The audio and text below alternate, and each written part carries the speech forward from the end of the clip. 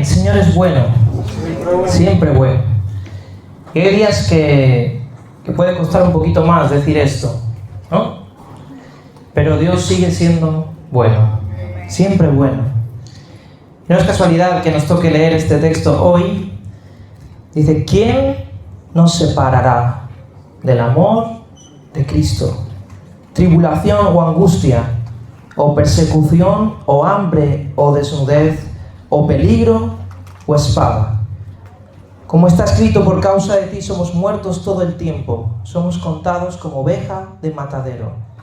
Antes en todas estas cosas somos más que vencedores, por medio de aquel que nos amó. Por lo cual estoy seguro que ni la muerte, ni la vida, ni ángeles, ni principados, ni potestades, ni lo presente, ni lo porvenir, ni lo alto, ni lo profundo, ni ninguna otra cosa creada nos podrá separar del amor de Dios, que es en Cristo Jesús, Señor nuestro. Y antes de empezar en el estudio, me gustaría que oráramos un momentito. Vamos a orar por Venezuela, vamos a orar por todos los que están sufriendo. Si hay alguien aún que necesita ser rescatado, si hay ahora familias heridas y dolidas, que Dios fortalezca. Y todos los que están en tareas de rescate, y sobre todo sus hijos, que Dios cuide, guarde, fortalezca a sus hijos, que dé palabra de consuelo, que les haga sentir ese amor, el que nada les puede hacer escapar, nada les puede hacer fallar, pero que les haga sentir ese amor. Amén. Señor, te presentamos juntos a Venezuela, Señor, a tantos que están ahora dolidos, heridos. Señor, tú conoces la situación mejor que nosotros. Sabemos que estas cosas tienen que pasar, pero también sabemos que en ti, Señor, ni siquiera la muerte nos puede alejar de tu presencia, de tu amor, Señor. Y te pedimos, Señor, que tú traigas consuelo, que traigas fortaleza, Señor, a las familias, que des fuerza y sabiduría, Señor, a aquellos que están en tareas de rescate, a aquellos que tienen que mover ahora recursos para dar herramientas, Señor, para que pueda volver a levantarse en la nación, Señor. Pon tu mano, oh Dios. Haz sentir tu amor de una forma especial, Señor, a tus hijos, a aquellos que están con dolor, Señor. Trae un abrazo, un consuelo, Señor. Y gracias, Señor, porque incluso en medio de la aflicción, tus promesas son sí y amén. Incluso en medio del dolor, sabemos que tú estás presente. Y te pido, Señor, por tus hijos, por aquellos que han estado ahora sufriendo este terremoto, Señor, que tú les hagas ver tu presencia palpable de una forma especial, Señor. Que tú incluso les des palabra de consuelo para otros. Que en este momento de aflicción ellos puedan ser tus brazos, tus manos, tus pies, tu voz, Señor. Que sean luz en medio de la oscuridad. Que tú les des esa paz que sobrepasa todo entendimiento. Que les des fortaleza, que les des palabras, Señor. Gracias, oh Dios. En tus manos estamos, en tus manos están nuestros seres queridos, en tus manos está nuestro futuro, en tus manos dejamos a Venezuela, Señor, y toda su gente. Gracias, Señor, en nombre de Jesús. Amén. Amén.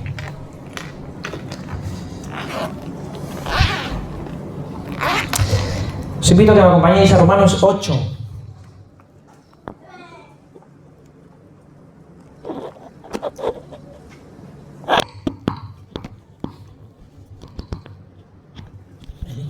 Una mala pasada.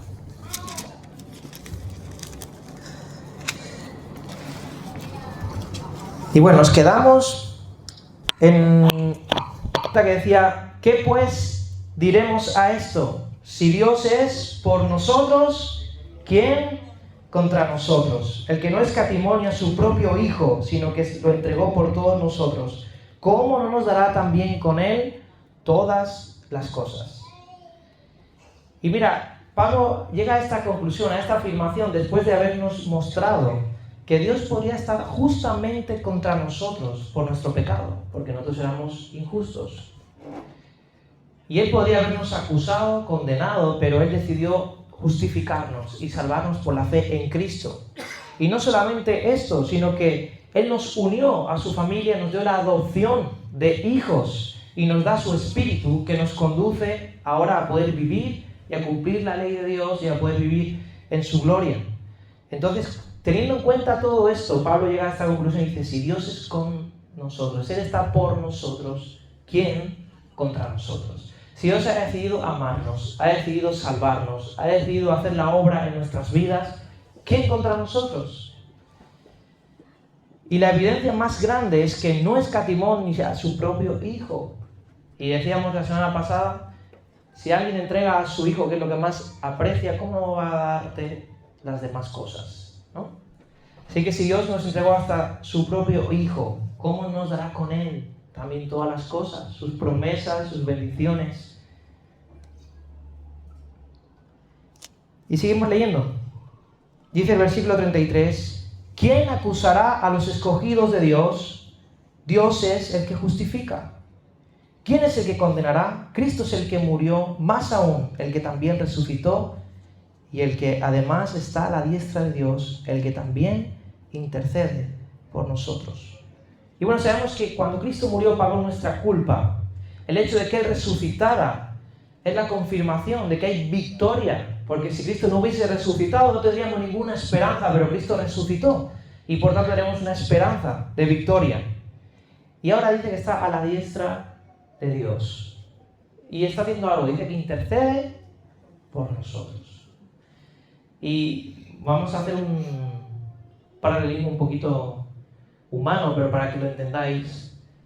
Imagínate a tu hijo, a la persona que más ama, intercediendo por alguien a tu lado. Venga, papá, venga, no lo tengas en cuenta, yo ya lo hice. Y si Dios nos entregó a su Hijo y estuvo dispuesto a entregar su vida y Él está intercediendo, el que sufrió por ti, está intercediendo por ti, ¿cómo no podemos estar tranquilos y seguros en Cristo?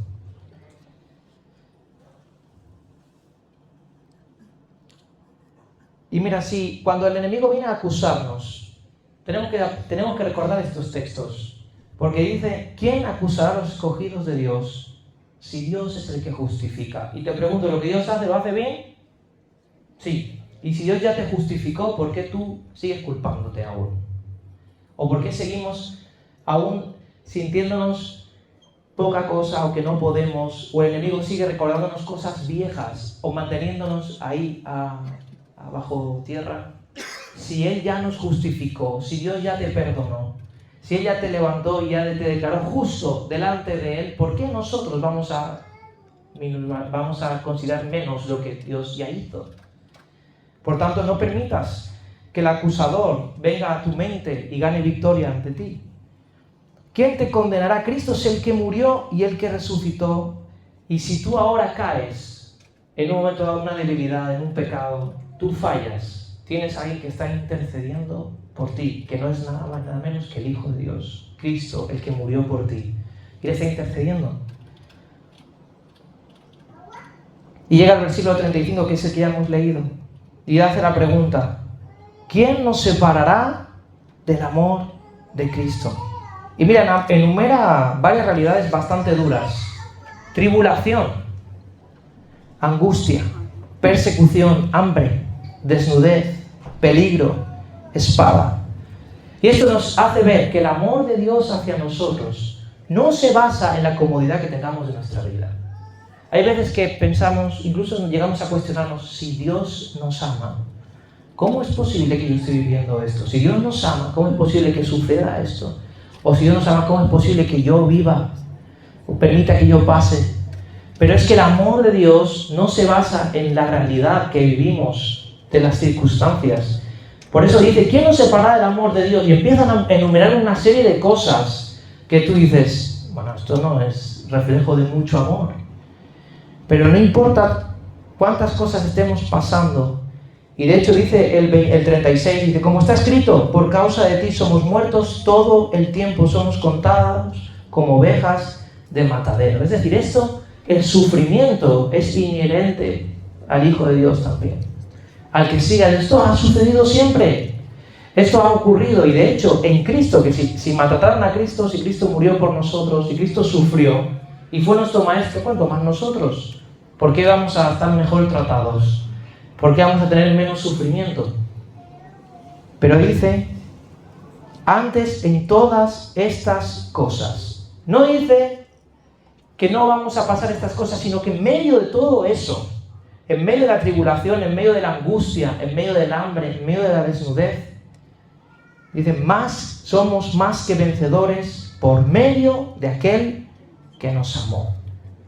Y creo que esto es una victoria que no es humana, no es algo que el ser humano pueda entender en términos de este mundo, pero podemos vencer, podemos tener victoria en medio de todas estas circunstancias. ¿Y cómo ocurre esto? Porque nosotros estamos viviendo una vida, acordaos, espiritual. Y tenemos que pensar en lo espiritual y tenemos que ver en lo espiritual. Y sabemos... Ya, se acabó. Bueno, nos vemos la semana que viene.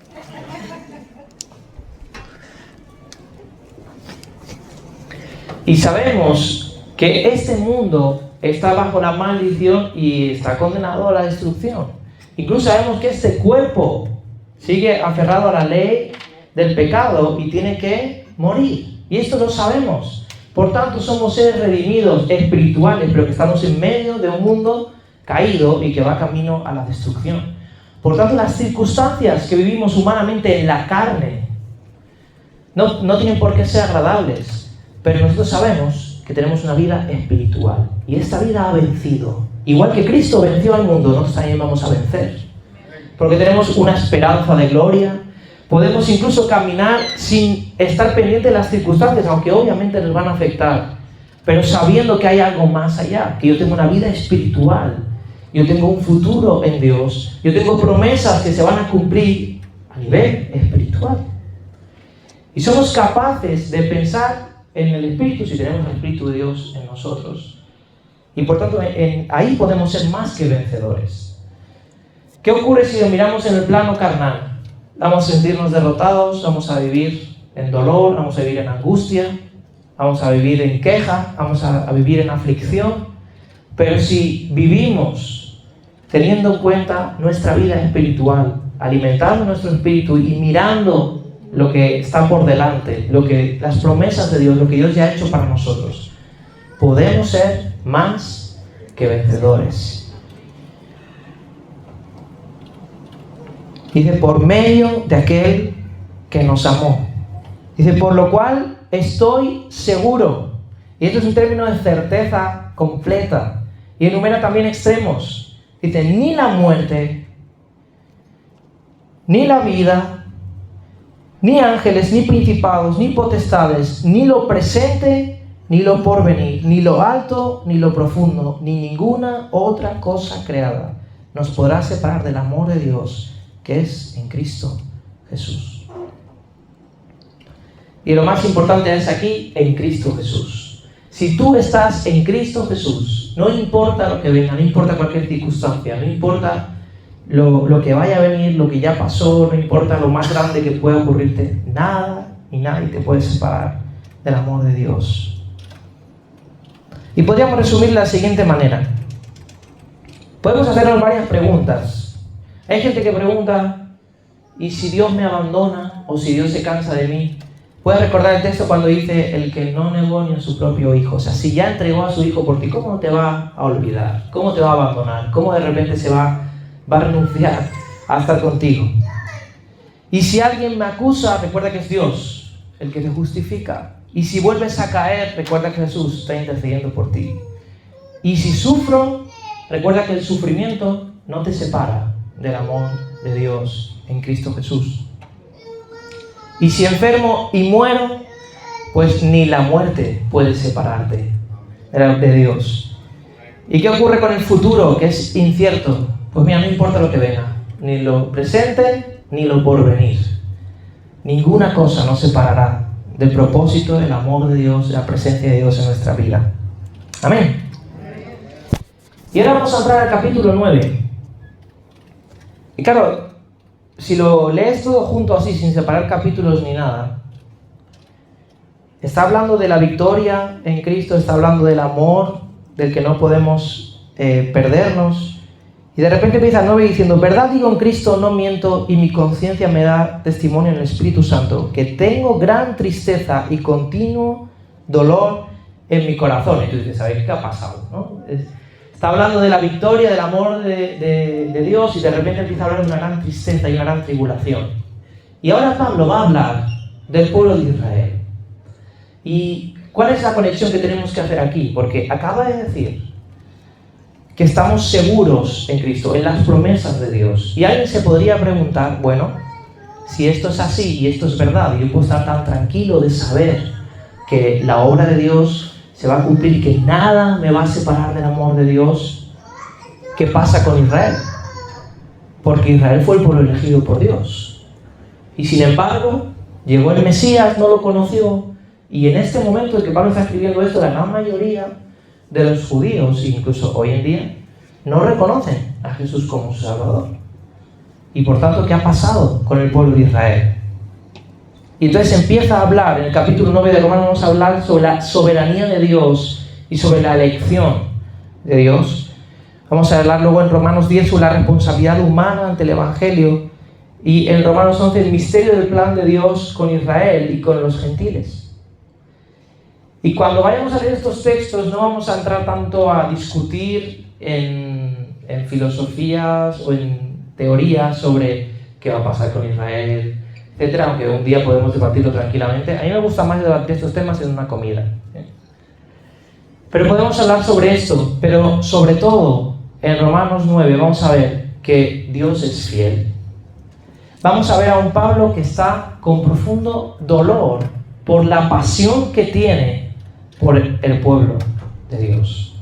Y vamos a ver cómo esto también puede hablarnos a nuestra vida. Vamos a ver que hay una diferencia entre una descendencia a un pueblo físico y realmente un pueblo espiritual, sobre quién es la Israel espiritual. Vamos a ver que Dios es soberano para tomar decisiones, para elegir. Vamos a ver que si somos salvos es por misericordia de Dios. Y vamos a ver que todo esto que ocurrió con Israel tiene un propósito divino. Y vamos a leer. Hemos leído en Romanos 9 que él tenía una gran tristeza y continuo dolor en su corazón. Y sigue diciendo el 3, porque deseara yo mismo ser anatema, separado de Cristo, por amor a mis hermanos, los que son mis parientes según la carne, que son israelitas, de los cuales son la adopción, la gloria, el pacto, la promulgación de la ley, el culto y las promesas, de quienes son los patriarcas y de los cuales según la carne vino Cristo, el cual es Dios sobre todas las cosas, bendito por los siglos. Amén. Y aquí vamos a hablarlo con un gran dolor. Y esta dualidad en el cristiano es posible y de hecho tiene que ocurrir.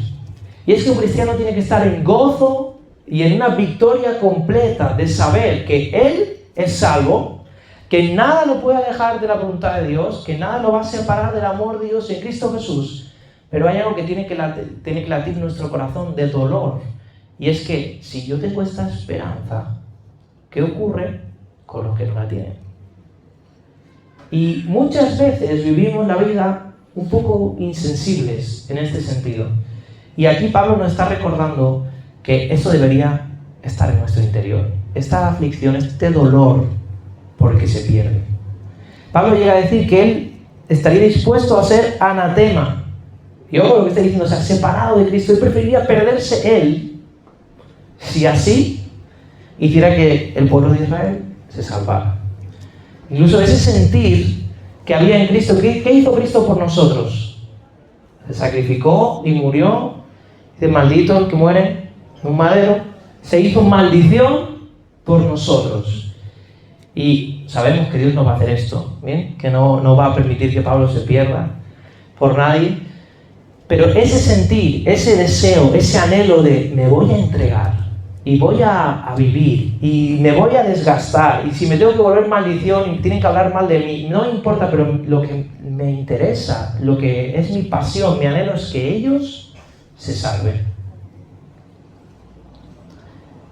Vemos lo mismo que ocurrió en Éxodo 32, cuando Moisés intercede por Israel. Dice, le pide a Dios que perdone ahora su pecado. Dice, si no, bórrame del libro. Moisés se pone delante de Dios y dice, mira, no deseches a Israel, no lo consumas, no lo mates, si no lo vas a hacer, prefiero que me quites a mí del libro. Y esta forma de actuar, al final son intercesores, esta forma de interceder, del sacerdocio, de ponernos por delante, tiene que nacer en nuestra vida. Y cuanto más entendemos el Evangelio y cuanto más entendemos el regalo del amor de Dios y la verdad de lo que dice la Biblia, más pasión tiene que haber en nosotros por interceder por los de afuera, por nuestra familia, por nuestros amigos, por los que nos rodean, que se están perdiendo el regalo tan grande que tú y yo estamos disfrutando. Por tanto, no podemos quedarnos solo con la alegría, sino que tenemos que tener también ese dolor, ese anhelo, esa pasión de, como Pablo, voy a hacer lo que haga falta, voy a arrodillarme, voy a interceder, voy a pelear, voy a hacerme maldición, no para Dios, que no podemos, sino para el mundo, con tal de alcanzarlos para Cristo. Ahí dice, bueno, seguir orando por vosotros. Y dice el 4, dice que de los cuales son la adopción, la gloria, el pacto, la promulgación de la ley, el culto y las promesas. Y mira, Israel fue llamado hijo de Dios en el sentido nacional. Dios los eligió como su pueblo y los trató como a hijos, como un padre que los corrige, que los guía. Dice, es la gloria. Es decir, Israel vio la manifestación de la presencia de Dios. Especialmente lo vio cuando descendió en el monte, en el tabernáculo, en el templo. De Israel son los pactos. Todo lo que el pacto del Antiguo Testamento le pertenece a Israel. Los pactos con Abraham, con Moisés, con David, la promesa profética del Mesías, todo eso le pertenecía a Israel. De Israel es la ley. Dios reveló su ley y su voluntad al pueblo de Israel. El culto, todo el orden, los sacrificios, el sacerdocio, el templo, la adoración, todo esto lo ordena Dios a Israel. Y la promesa del Mesías, de la tierra nueva, del reino de la restauración, todo esto es de Israel. Sigue diciendo de quienes son los patriarcas, lo leo aquí, y de los cuales según la carne vino Cristo, el cual es Dios sobre todas las cosas, bendito por los siglos. Amén. Y mira, alguien que lea a Pablo y que sabe que iba mucho en contra de judaizar, de volver a aplicar la ley, de estar atados a los ritos, que entendió la gracia y el nuevo pacto en Cristo. Incluso hemos leído en anteriores capítulos cómo la nueva ley del Espíritu cancelaba el antiguo pacto. Podría decir, bueno, es que Pablo no se iba muy bien con los judíos, no, al final hay el roce, pero aquí Pablo está reconociendo. Él no está en contra del judaísmo, no está en contra de los judíos. Pablo ha entendido a qué vino Cristo y ha entendido la gracia y el nuevo pacto, pero esto no quita el valor del pueblo judío, el valor de lo que Dios ya hizo, y no quita que había un plan de Dios en todo esto y que Dios estaba con Israel. Y sigue diciendo, bueno, hago un apunte aquí. Cuando necesitéis un versículo, porque hay muchos versículos que para la divinidad de Cristo, pero yo este lo tengo aquí marcadito porque me encanta, lo dice muy claro. Dice, vino Cristo, el cual, ¿de quién está hablando? De Cristo. Es Dios sobre todas las cosas, bendito por los siglos, amén. Este es bastante bueno, así que podéis guardarlo y apuntarlo. ¿Cómo sabes que Cristo es Dios? Bueno, hay muchos versículos, pero este es uno, Romanos 9, capítulo 5. Bien, se van a seguir. Para los que no crean en la Trinidad, por ejemplo. Exacto. Dice, no que la palabra de Dios haya fallado, porque no todos los que descienden de Israel son israelitas, ni por ser descendientes de Abraham son todos hijos, sino en Isaac te será llamada descendencia. Y aquí viene a explicar este argumento que hemos visto antes. Bueno, la promesa y el pacto de Dios con Israel, ¿por qué ahora no ha funcionado? Y aquí está diciendo, bueno, no es que la palabra de Dios haya fallado, no es que Dios se equivocó, no es que Dios tenía algo previsto y no ocurrió. Dice, porque no todos los que descienden de Israel son israelitas. Es decir, sino que no todos los que tienen el nombre de israelitas, que son judíos, están siguiendo el pacto de Dios.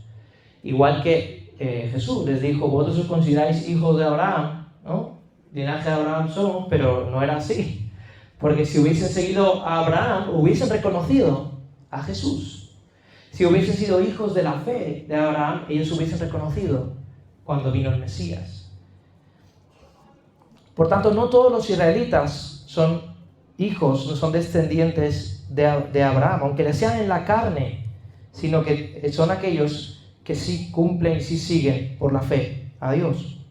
Esto es, no los que son hijos según la carne son los hijos de Dios, sino los que son hijos según la promesa, son contados como descendientes. Y explico esto. Isaac era el hijo de la promesa. ¿Por qué? Porque Dios le prometió a Abraham que tendría un hijo en su vejez. Y esto era físicamente o humanamente ya difícil o prácticamente imposible, porque Sara no podía tener hijos. Pero era una promesa. Por tanto, no es que por ser hijos de Isaac en la línea genealógica, sino por ser hijos de la promesa, de la palabra de Dios, de la fe, de creer lo que Dios dijo, de creer lo que Dios va a hacer. Ahí es que pasas a ser israelita. No por el hecho de que nació de la línea genealógica de Isaac, sino que son hijos de la promesa, de lo que Dios prometió. Porque la palabra de la promesa es esta: por este tiempo vendré y Sara tendrá un hijo. Y no solo esto, sino que también cuando Rebeca concibió de Isaac nuestro padre, pues no habían aún nacido, ni habían hecho aún ni bien ni mal, para que el propósito de Dios conforme a la elección permaneciese, no por las obras, sino por el que llama. Se le dijo: el mayor servirá al menor. Y aquí va a empezar a hablar ahora sobre la elección. Es decir, había una promesa de Dios de algo que Él iba a hacer. Y no se trataba tanto de las obras o de ser mejores o peores, sino que Dios tenía un plan y Él había tomado una decisión y había una promesa y Dios lo iba a cumplir. Y aquí pone el ejemplo de que no solamente el nacimiento de Isaac era por la fe y por la promesa, sino que también todo lo que iba a pasar a continuación. Luego nació Esaú y Jacob. Y antes de que nacieran, y antes de que pudieran tener méritos, y antes de que pudieran hacer nada, ya se le dijo: el mayor servirá al menor. Y Dios ya tenía un plan, y Dios ya había elegido y tenía todo un propósito, y de esto va a hablar Pablo. No es algo casual, no es que Dios va viendo qué va ocurriendo y va haciendo las cosas, sino que Dios tenía un plan, y Dios ya había elegido a Jacob, y Dios ya tenía preparado lo que iba a ser el pueblo de Israel. Y por tanto, antes de que pudieran hacer nada, la promesa de Dios es la que hizo todo esto. Y quiero ver si me explico y si soy capaz de que se entienda el concepto. Aquí Pablo está diciendo, no es tanto la sangre, porque Esaú también era de sangre de Abraham, también era hijo de Isaac. No es tanto el hacer o el cumplir, porque ni Jacob había podido hacer nada, ni Esaú había podido hacer nada, y sin embargo Dios ya tenía una elección, ya tenía algo dicho. Era el plan de Dios y era la palabra de la promesa, lo que Dios había decidido hacer, lo que Dios había dictaminado, lo que iba a hacer funcionar todo esto. Ni la obra del ser humano, ni la sangre, sino el plan de Dios, la palabra de Dios. ¿Entiende este concepto? Por eso nació Isaac y por eso eligió a Jacob, porque era su plan, su promesa y lo que Dios había decidido hacer. Como está escrito, a Jacob amé, mas a Esaú aborrecí. Es decir, y aquí está hablando del contexto de elegirlo como pueblo, ¿vale? No porque Esaú haya ido al infierno, sino que amó a Jacob para tenerlo como pueblo, y a Esaú no. Y sigue diciendo, ¿qué pues diremos? ¿Que hay injusticia en Dios? En ninguna manera. Y aquí habría que entrar, y no sé en qué hora estamos, no voy a entrar hoy, lo dejaré para la semana que viene esto. Pero vamos a entrar en el eterno debate de ¿elige Dios o somos nosotros los que al final tomamos una decisión? Y la semana que viene veremos por encima, porque es un tema extenso, pero hablaremos un poquito sobre las teorías, sobre aquellos que piensan que Dios elige el plan, igual que utilizan ese texto, por ejemplo, a Jacob amé, a Esaú aborrecí, por tanto yo elijo. Vamos a ver que Dios, porque aquí en este texto habla sobre vasos de ira que son creados por Dios para ira y hay otros vasos para gloria.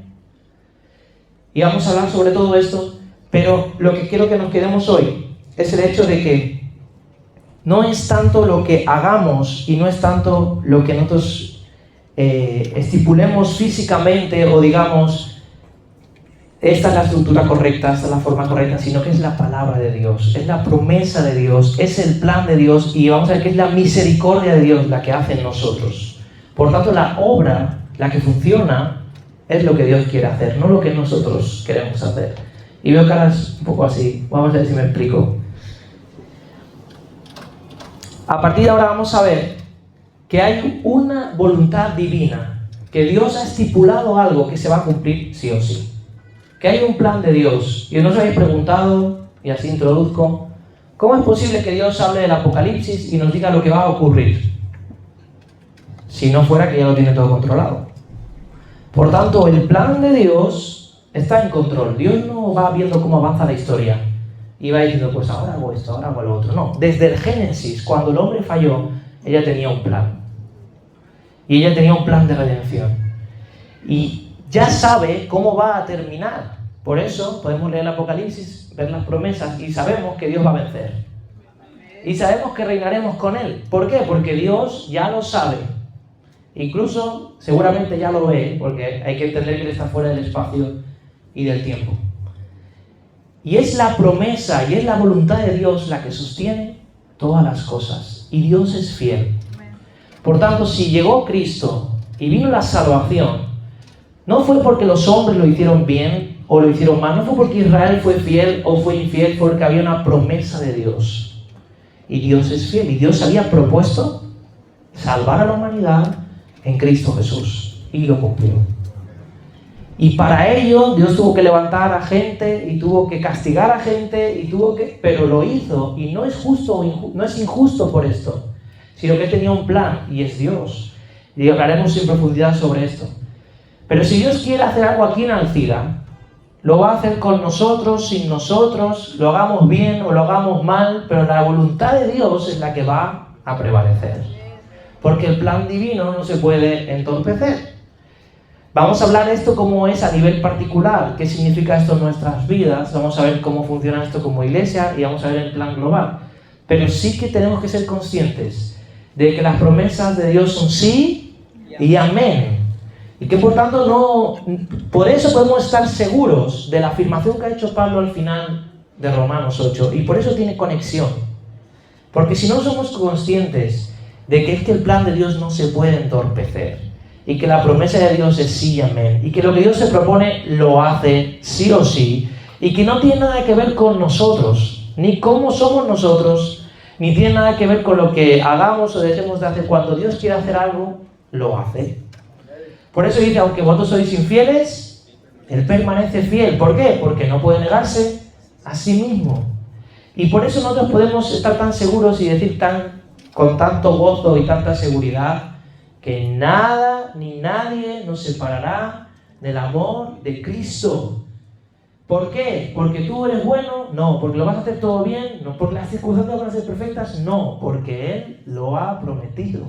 Y porque Él se ha decidido y porque Él lo ha elegido así. Por tanto, podemos estar seguros que ni la muerte, ni la vida, ni principados, ni potestades, ni lo presente, ni lo porvenir, ni lo alto, ni lo bajo, ni lo profundo, nada nos podrá alejar del amor de Dios en Cristo Jesús. Amén. Vamos a orar. Gracias, Dios, por tu palabra. Gracias porque tú eres bueno. Y gracias por este capítulo 9 de Romanos, Señor. Y gracias porque podemos estar tranquilos y seguros sabiendo que tú eres soberano, que tú estás en control, que no hay nada que te pille de sorpresa.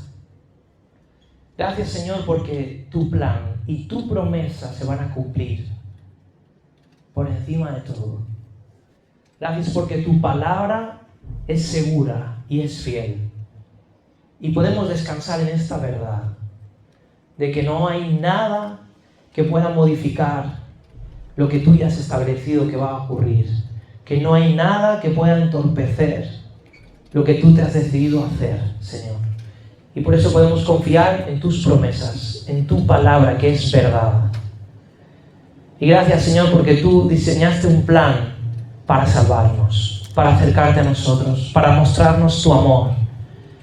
Y gracias, Señor, porque todo lo que ocurrió, todo lo que se vivió y todo lo que hemos vivido hasta llegar aquí, nos llevan a esta verdad de que tú nos amas, de que estás con nosotros, de que tenemos la oportunidad de acercarnos a ti y disfrutar de tu presencia. Gracias, Señor. Gracias por esa verdad, gracias por eso. Y te pido por aquellos que están aquí en esta tarde. Tú conoces su corazón y quizás están bateando con dudas, con luchas, con problemas, con situaciones.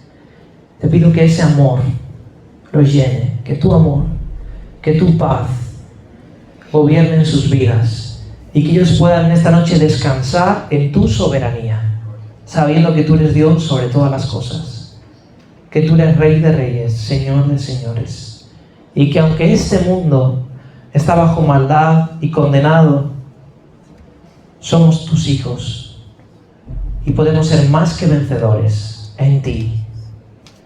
Ayúdanos a vivir esa victoria, a vivir esa paz, ese gozo, a vivir en esa seguridad, a vivir en esa certeza y poder gozarnos y al mismo tiempo poder compartir con ese anhelo, con esa pasión que tenía Pablo, de que todos puedan llegar a escuchar de ti, de tu palabra, a conocerte a ti, con ese anhelo de que puedan vivir lo mismo que estamos viviendo nosotros. Ayúdanos a disfrutar de tu vida, de tu reino y a compartirlo con pasión para que otros puedan conocerte.